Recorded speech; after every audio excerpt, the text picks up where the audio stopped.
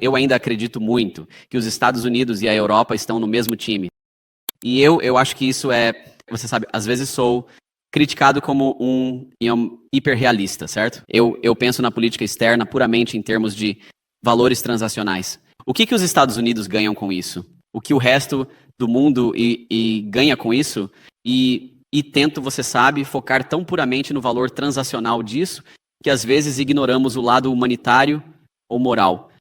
E eu acho que, pelo menos com a Europa, isso na verdade não encapsula totalmente minhas opiniões, porque eu acredito que, você sabe, a civilização europeia e a civilização americana, a cultura europeia e a cultura americana estão muito ligadas e sempre estarão. E eu acho que é completamente ridículo pensar que você algum dia será capaz de criar uma divisão firme entre os Estados Unidos e a Europa. Agora, isso não significa que não vamos ter desentendimentos. E claro, você sabe, você mencionou o discurso anteriormente. Isso não significa que os europeus não vão criticar os Estados Unidos ou que os Estados Unidos não vão criticar a Europa. Mas eu realmente acho que, fundamentalmente, temos que estar. E estamos no mesmo time civilizacional. E eu acho que, obviamente, há uma grande questão sobre o que isso significa no século XXI. Eu acho que, você sabe, o presidente e eu acreditamos que isso significa um pouco mais de divisão de responsabilidades europeias no lado da defesa. Eu acho que isso significa que todos nós, de ambos os lados do Atlântico, ficamos um pouco,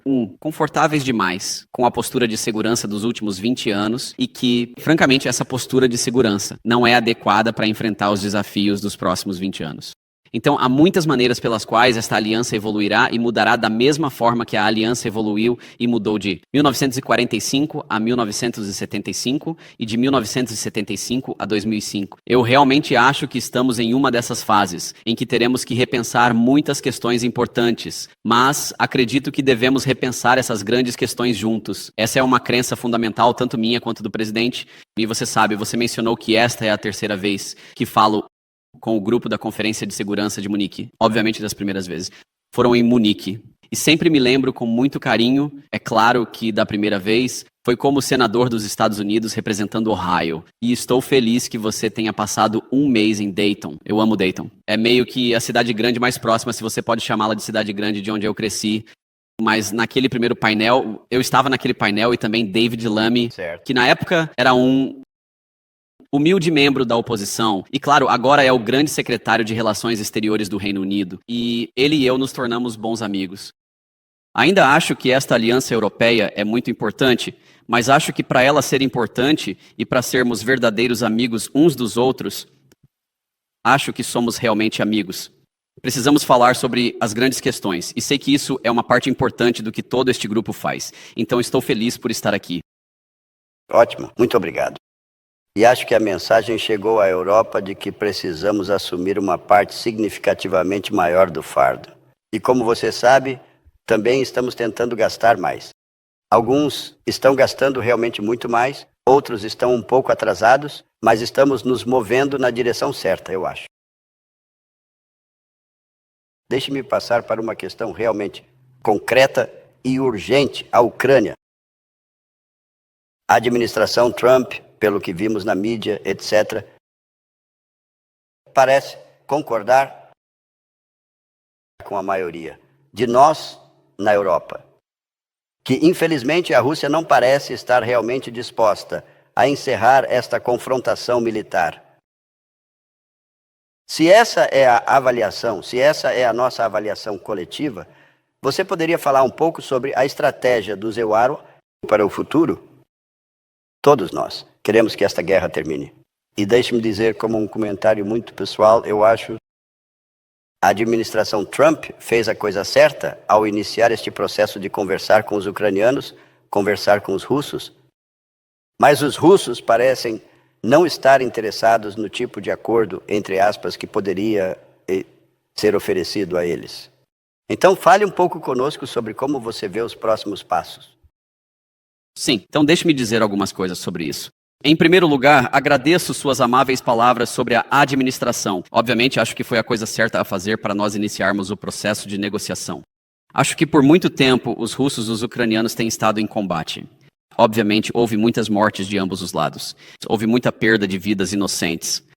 E nossa visão é que é absurdo que essa guerra tenha durado tanto tempo e que os dois lados nem estejam conversando de forma construtiva sobre o que seria necessário para eles encerrarem o conflito. E eu acho que uma das coisas em que o presidente Trump sempre foi muito bom, e ele recebeu muitas críticas injustas, na minha opinião, tanto da imprensa americana quanto de parte da imprensa europeia, é o que eu chamaria de realismo estratégico ou uma visão estratégica. Em outras palavras, você não precisa concordar com a justificativa russa para a guerra.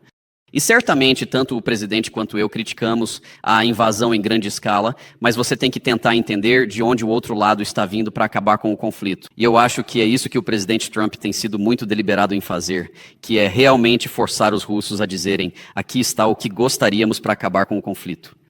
E, novamente, você não precisa concordar com isso. Você pode achar que o pedido é muito significativo, e certamente a primeira oferta de paz que os russos colocaram na mesa, nossa reação a ela foi: você está pedindo demais, mas é assim que as negociações se desenrolam.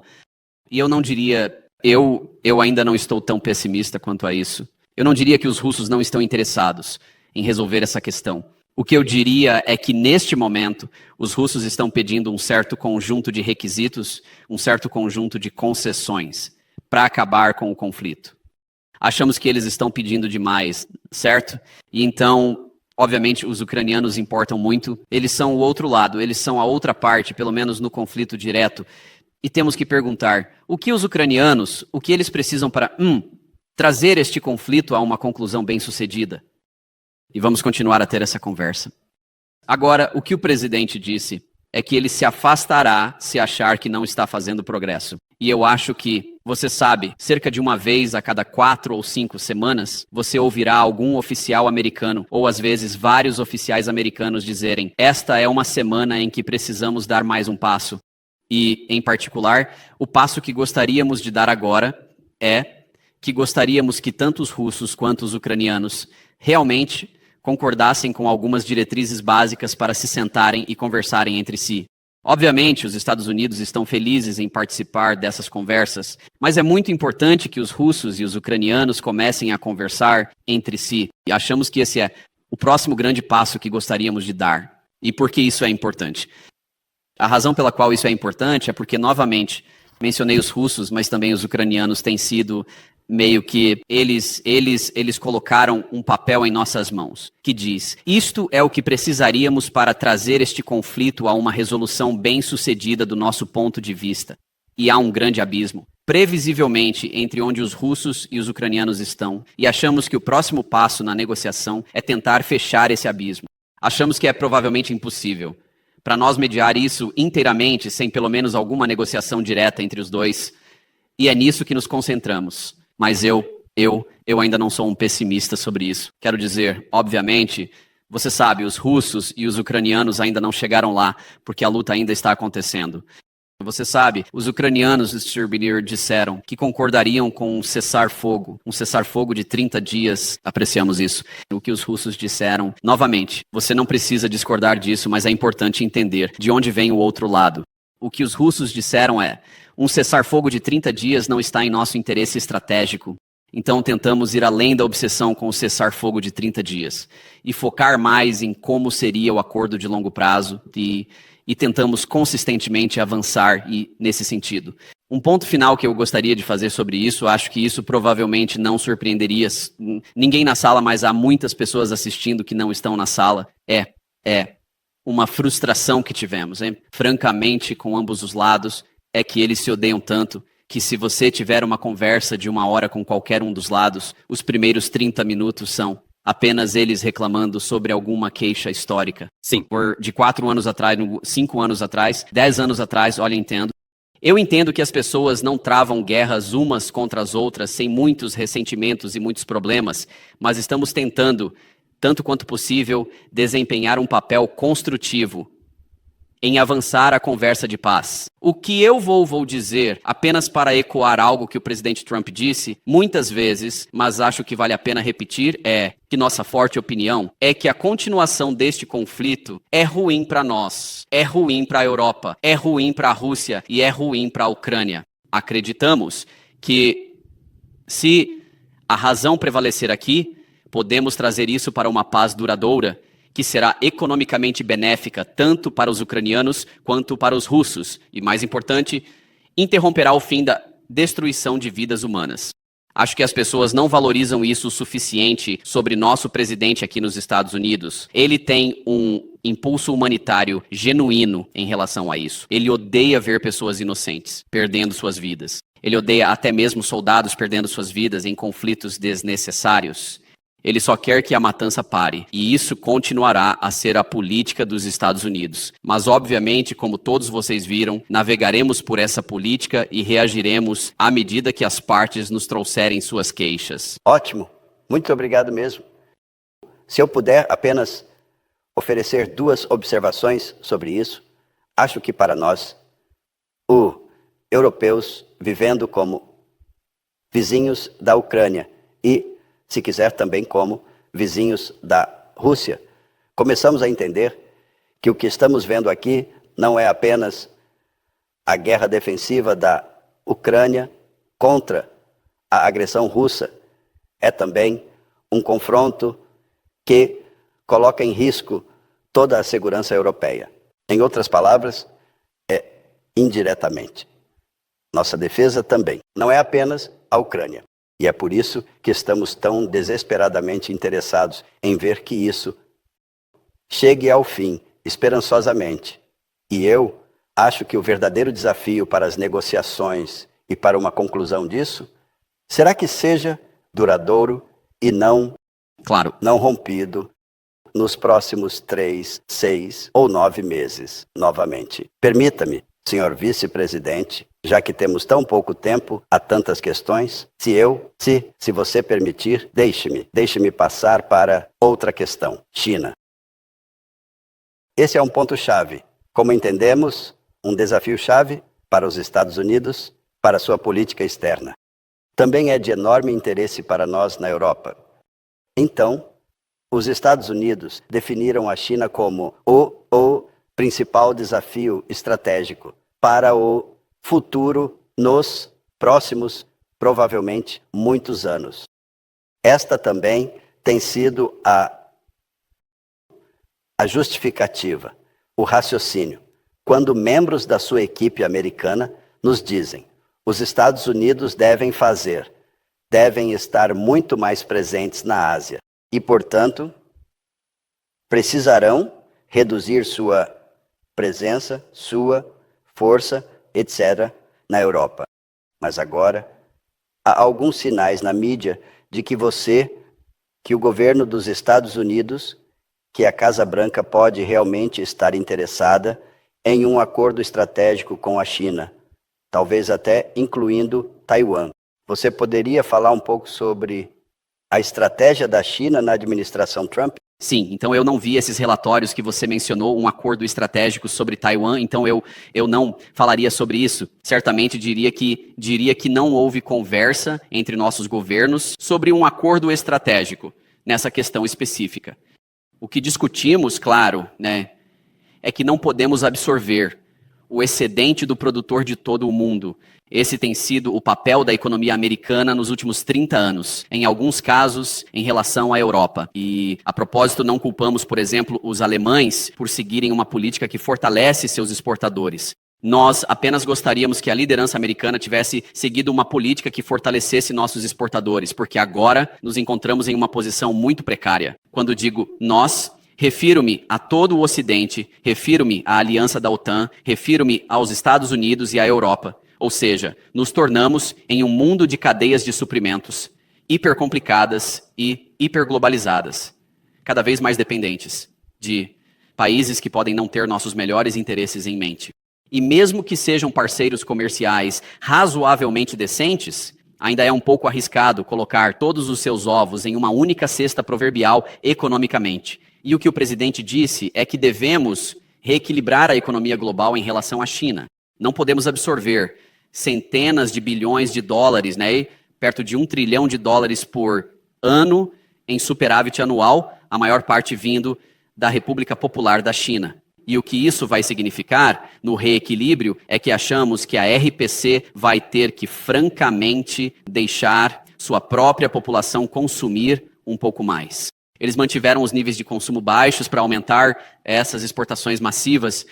Isso significa que os fabricantes americanos terão que ser tratados de forma mais justa em alguns desses acordos comerciais globais. Isso significa que vamos ter que fechar novos acordos comerciais com alguns de nossos amigos na Europa, mas também com algumas de nossas nações, mais adversárias. Mas isso também, sabe, nós temos que ter cuidado aqui, porque enquanto queremos reequilibrar o comércio global, e esse tem sido certamente o objetivo explícito de nossa política, também queremos garantir que façamos isso da maneira certa. E sim, você viu reportagens na mídia de que os chineses procuraram os Estados Unidos. Claro, vamos nos sentar e conversar com eles. Não vou divulgar muitos detalhes ou prejulgar as negociações, mas queremos reequilibrar o comércio no interesse dos trabalhadores americanos, no interesse dos fabricantes americanos. Essa é a nossa política. Acreditamos que podemos fazer isso, enquanto preservamos pelo menos um diálogo aberto com a RPC e com muitas outras nações ao redor do mundo. Mas isso não significa a antiga maneira de fazer negócios vai ser estável ou que vai persistir. Simplesmente não pode. Não era sustentável há 10 anos, certamente não era sustentável há 4 anos. E estamos muito, muito comprometidos em mudá-la. Mas estamos abertos a ter conversas com ambos novamente, nossos amigos e nações mais adversárias, sobre como esse reequilíbrio se parecerá no final. E as pessoas têm que se lembrar, sabe, o dia da libertação, que foi quando o presidente anunciou essa mudança fundamental, eu acho, no sistema de comércio global. Isso foi há quase exatamente 30 dias. Então, estamos nos estágios iniciais de uma mudança muito significativa. Acho que essa mudança vai realmente beneficiar tanto os Estados Unidos quanto a Europa.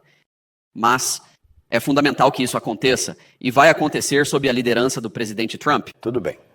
Acho que é ótimo.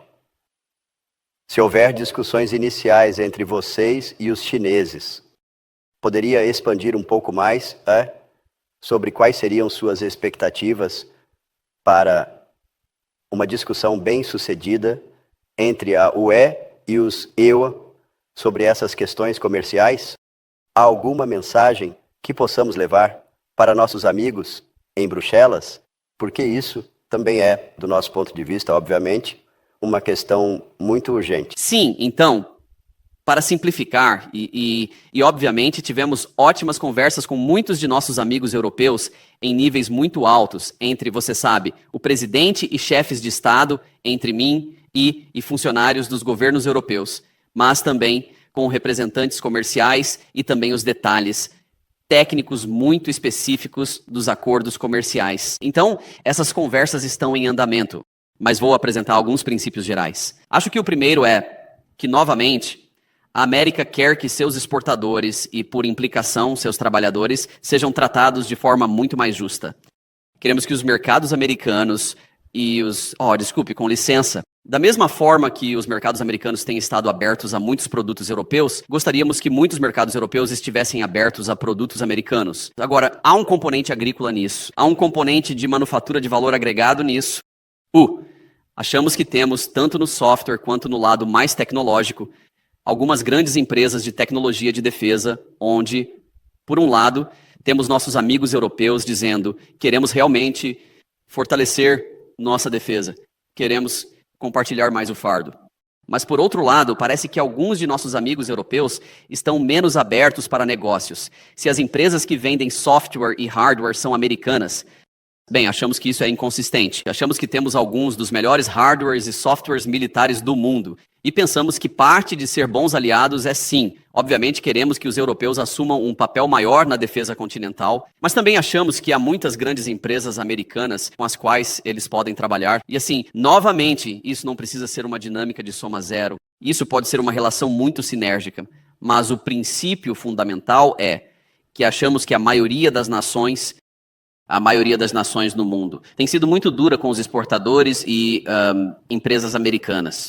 Queremos tornar o mundo inteiro um pouco mais aberto aos produtos fabricados por trabalhadores americanos. Obviamente somos tendenciosos. Achamos que eles são os melhores do mundo e acreditamos que podemos ter uma relação comercial muito melhor com muitos de nossos amigos europeus, se eles simplesmente eliminassem algumas dessas barreiras comerciais, tanto tarifárias quanto não tarifárias. Existem barreiras regulatórias. Às vezes, você tem um funcionário no Ministério da Defesa e completamente desconectado, pelo que podemos perceber, de uma lei ou regulamento real, e que simplesmente dirá, não estamos comprando produtos americanos. Certo. Às vezes, você tem funcionários na Europa que dirão, bem, vamos penalizar empresas de tecnologia americanas de uma forma que nunca penalizaríamos empresas de tecnologia europeias.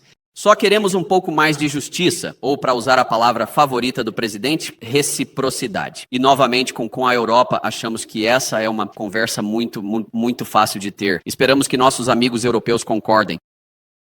Ótimo. Estou recebendo sinais do meu amigo aqui de que estamos rapidamente ficando sem tempo. Que vamos... Vou tentar. Estou me divertindo. Ok. Podemos responder perguntas. Certo, ótimo, maravilha. Minha equipe ali está muito nervosa. Vocês não podem vê-los atrás, mas... Seremos breves. Por favor. Então, muito obrigado. Ouvimos que há, nos próximos dias ou nas próximas 2 semanas, uma viagem presidencial ao Oriente Médio se aproximando. Claro. Entre as muitas questões não resolvidas daquela região, está a questão do Irã e sua ambição nuclear, etc, etc. Você poderia falar um pouco sobre a região? Quero dizer, há tantas questões não resolvidas. A questão de Gaza, mas também Teherã. Qual seria sua expectativa? Qual seria o objetivo? Você buscaria enriquecimento zero pelo Irã? Algumas pessoas sugeriram isso. Ou estamos olhando para uma repetição do acordo anterior? Você sabe que foi alcançado há 10 anos? Sim. Então, há alguns problemas com o acordo anterior. O JCPOA. Certo. Como é chamado aqui nos Estados Unidos e eu suponho que na Europa. Mas aqui, os 2 grandes problemas com esse acordo são, número 1, a aplicação ou o regime de inspeções era incrivelmente fraco. E eu não acho que realmente cumpriu a função de impedir que os iranianos seguissem o caminho para uma arma nuclear. Isso é uma coisa que deve ser diferente. E então, em segundo lugar, sim, acreditamos que havia alguns elementos do programa nuclear deles que foram preservados sob o JCPOA. Que, sim, não eram armas nucleares. O Irã não tem uma arma nuclear. Mas permitiram que o Irã permanecesse nesse caminho em direção a uma arma nuclear se eles decidissem seguir em frente. E temos que pensar sobre isso não apenas em termos do Irã, novamente, o presidente já disse isso. Acreditamos que há um acordo aqui que reintegraria o Irã na economia global, que seria realmente bom para o povo iraniano, mas resultaria na cessação completa de qualquer chance de que eles pudessem obter uma arma nuclear. E é para isso que estamos negociando. E como o presidente disse, essa é a opção A e a opção B. Se a opção A é muito boa para o povo iraniano e até mesmo, você sabe, algumas das pessoas, a liderança no Irã, a opção B é muito ruim para todos e não é o que queremos. Mas é melhor do que a opção C, que é o Irã obter uma arma nuclear. Isso é algo completamente fora de questão para a administração americana. Was, sem, se, e ou mas. Agora, há algumas outras coisas que valem a pena considerar, porque isso não é apenas sobre o Irã. Se o Irã conseguir uma arma nuclear, qual país será o próximo a obter uma arma nuclear? E então, quando esse país obtiver uma arma nuclear, qual país será o próximo? Nós realmente nos importamos. Não apenas com o Irã, mas com a proliferação nuclear. E você sabe, o presidente disse isso em uma entrevista há algumas semanas. É uma dessas coisas que no turbilhão da mídia, há o sinal e o ruído. Isso era muito sinal, mas se perdeu no ruído. O presidente odeia a proliferação nuclear.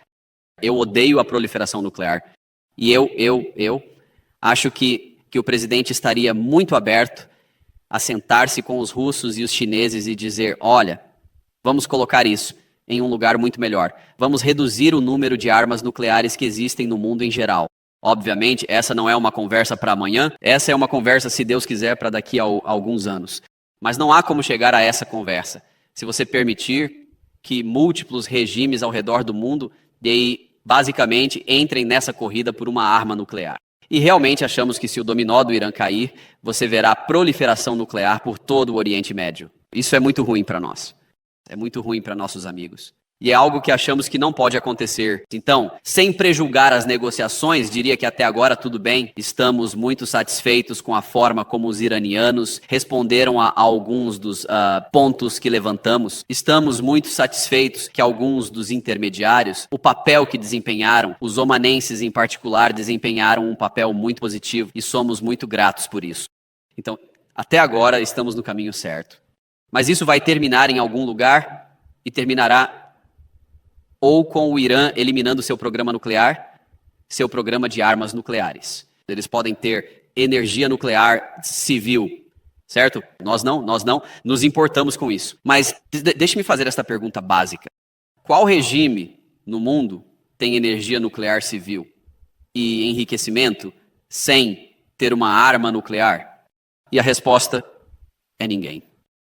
Ninguém agora tem um programa nuclear civil com toda a sua infraestrutura de enriquecimento que poderia enriquecer, para você sabe, mais de 90% necessário para obter material físsil e uma arma nuclear. Então, nossa proposta é muito simples. Sim, nós não nos importamos se as pessoas querem energia nuclear. Estamos bem com isso. Mas você não pode ter o tipo de programa de enriquecimento que permite chegar a uma arma nuclear. E é aí que traçamos a linha. Ótimo. Acho que a maioria de nós concordaria totalmente com isso. E especialmente, falando em nome de um país não nuclear, com o objetivo de manter o regime de não proliferação nuclear. Sim. Isso é muito importante. Isso me permite passar para a última pergunta sobre a OTAN, porque a maioria das pessoas não entende que o fato de termos tido a OTAN sob a liderança do Zebara nos últimos 70 anos tem sido um instrumento essencial de não proliferação internacional. Sim. Se não tivéssemos tido a presença nuclear dos EUA na Europa, eu estaria preparado para lidar pelo menos 2, 3, 4, 5 países na Europa que teriam se tornado nucleares, se não tivessem tido essa garantia. Claro. Então, a OTAN desempenhou um grande papel na não proliferação nuclear. Em 6 semanas, teremos uma cúpula da OTAN e, novamente, há muitos assuntos. Um deles será a questão contínua dos gastos com defesa. Como mencionamos anteriormente em nossa discussão, os europeus estão fazendo mais, mas também ouvimos as demandas vindas da administração que são ainda mais ambiciosas. Então, você poderia falar um pouco sobre o seu nível de expectativa? Qual seria o resultado desejado dessa cúpula da OTAN em termos de gastos com defesa, em termos de quanto a Europa precisará fazer por conta própria para aliviar mais os Estados Unidos na Europa? Sim, então eu acho que há alguns componentes diferentes nisso. Então, em primeiro lugar, o que o presidente disse é que ele gostaria de ver 5% de gastos com defesa na OTAN. E ele acha que isso é consistente com o que nossos amigos europeus estão nos dizendo sobre o quanto eles temem algumas das ameaças no mundo. E você sabe, dado infelizmente, que muitas forças armadas europeias não acompanharam o ritmo nas últimas décadas. Há um pouco de trabalho a ser feito para recuperar o atraso. E assim, esse é o objetivo que o presidente mencionou. Obviamente, os países europeus vão tomar suas próprias decisões, mas achamos que esse é um objetivo razoável. Mas não se trata apenas do gasto em si. É também sobre como o dinheiro é gasto. E, novamente, há esse receio que temos quando olhamos para alguns de nossos amigos europeus. E eu mencionei isso na primeira conferência de segurança de Munique que participei, que quando olhei para a Alemanha há 10, 15, 20 anos, uma das coisas em que os alemães eram muito bons era que eles mantinham a força industrial de sua economia consistente com o padrão de vida do primeiro mundo. Mas agora, o que vemos na Europa é que muitos de nossos amigos europeus estão se desindustrializando, justamente no momento em que todos estamos vendo o poder duro sustentando ou o suporte econômico do verdadeiro poder duro requer uma indústria muito forte e poderosa. E assim, não é apenas gastar dinheiro, por mais importante que isso seja, é garantir que o mesmo motor econômico que impulsionou os padrões de vida do primeiro mundo, esteja realmente voltado para a produção, Deus nos livre de armas de guerra, se essas armas de guerra forem necessárias algum dia. E assim, eu acho que há tanto um componente econômico nisso, que está completamente desvinculado dos níveis de gastos. E então, claro, há também os níveis de gastos. Mas nós realmente queremos e realmente nos importamos com a Europa sendo autossuficiente. Eu, dei uma entrevista algumas semanas atrás, onde eu realmente tentei ressaltar que, sim, vamos ter desentendimentos com a Europa e a Europa terá desentendimentos conosco. Às vezes, eu me recordo de 2003. A política dos Estados Unidos no Oriente Médio, eu sinceramente gostaria que tivéssemos ouvido nossos amigos europeus. Mas eu acho que esta é uma área onde estamos fundamentalmente certos. E acho que é gratificante ver tantos de nossos amigos europeus reconhecerem isso. E reconhecerem que a Europa realmente precisa desempenhar um papel maior na defesa continental. Acho que estamos todos alinhados nisso, Nenaus. É apenas uma questão de chegar lá. E mais importante, chegar lá rapidamente. Há um vislumbre de esperança em nosso país, na Alemanha, como tenho certeza de que você viu. Nós eliminamos a chamada pausa morta. Sim. Quando se trata de gastos com defesa. Então agora há a oportunidade para o novo governo que está chegando na Alemanha gastar significativamente mais. Em outras palavras, acho que estamos em boa forma em termos de responder ao que você acabou de dizer. Senhoras e senhores, isso nos leva ao fim desta maravilhosa discussão. Estou realmente grato a vocês por terem permitido que isso fosse uma sessão de perguntas e respostas. Claro. Poderíamos continuar isso, tenho certeza, pelo resto da manhã, mas sei que vocês têm outras coisas a fazer. Posso simplesmente concluir dizendo que esperamos muito, minha equipe e eu, que você esteja disposto e preparado para continuar esta jovem tradição de que os Estados Unidos, em grandes eventos da Conferência de Segurança de Munique, sejam representados no seu nível. Você não é o primeiro vice-presidente dos Estados Unidos a vir à Conferência de Segurança de Munique, mas estamos extremamente gratos por você ter vindo em sua nova posição. Por favor, venha novamente a Munique no próximo ano. Muito obrigado, senhor vice-presidente. Obrigado.